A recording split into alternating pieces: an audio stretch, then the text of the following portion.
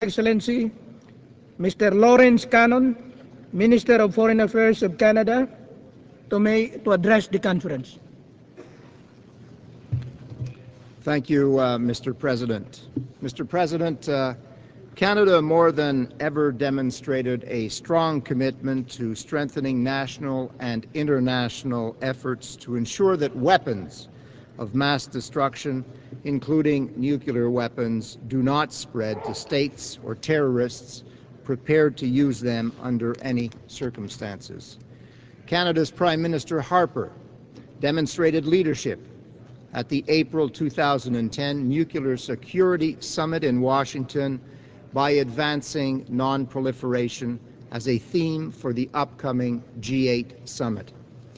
The 47 participating countries released a communique which highlighted the recognition of nuclear terrorism while demonstrating the commitment of all participants to enhance nuclear security.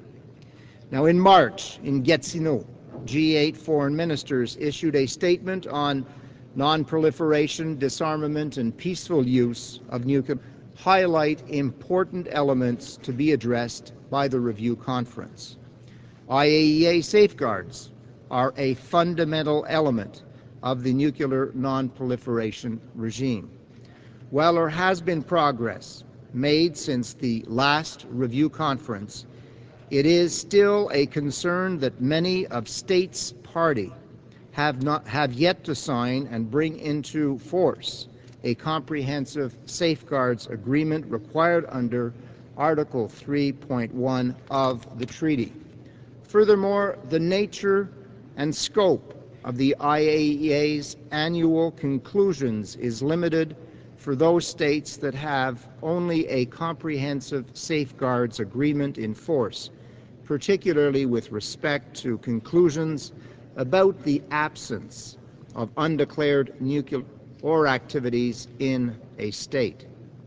This deficiency was addressed when the Board of Governors of the IAEA approved the additional protocol to safeguards agreements. It would be an important step forward for the conference to recognize that a comprehensive safeguards agreement, together with an additional protocol, represent the new verification standard. Le Canada a strong supporter of the peaceful uses of nuclear energy. By increasing stability and predictability, it enables further development of the peaceful uses of nuclear energy. Article 4 affirms the inalienable right of all states parties to research, production, and use of nuclear energy for peaceful purposes. This right is explicitly linked with the requirement for compliance with obligations in Articles 1 and 2 and 3. Mr. President, this review conference is taking place after several serious challenges to its authority and integrity. DPRK demonstrated its complete disregard for nuclear non-proliferation and disarmament objectives by announcing its withdrawal from the NPT in 2003. We call upon DPRK to return to the NPT, to dismantle its nuclear weapons program in a complete, verifiable, and irreversible manner, and to accept comprehensive IAEA safeguards on its nuclear programs.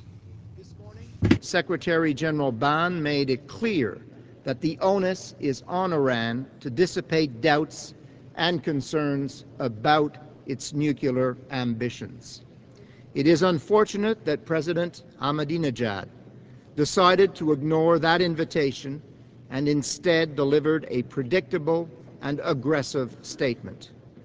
De plus, les activités nucléaires intensives.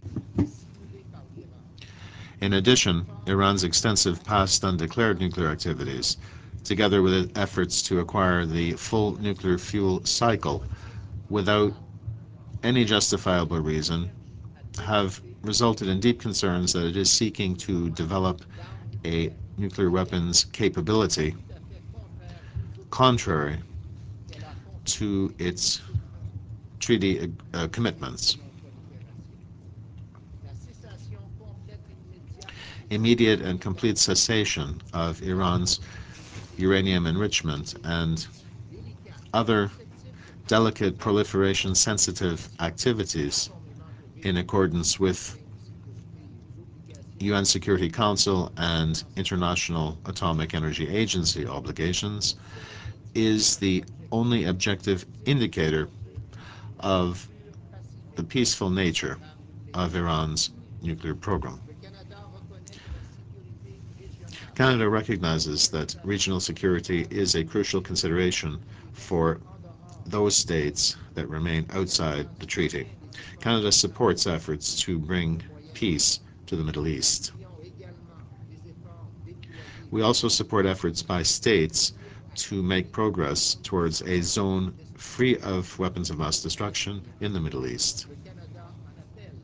Canada calls upon the 3 states which have yet to adhere to the treaty to accede to it as non-nuclear weapon states. Of our efforts to support the treaty this year is our proposal contained in Working Paper number 4 on institutional reform.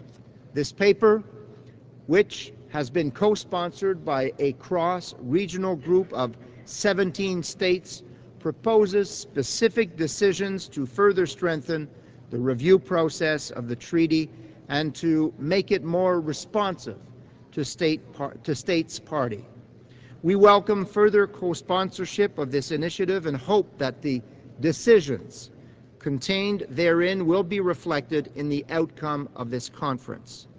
Mr. President, numerous challenges face us as we begin our work, but this is not a recipe for pessimism or for lack of ambition. On the contrary, it is a call for each of us to make a dedicated and determined effort and to display the political will and flexibility necessary to arrive at a strong and balanced outcome that will reinforce this core treaty.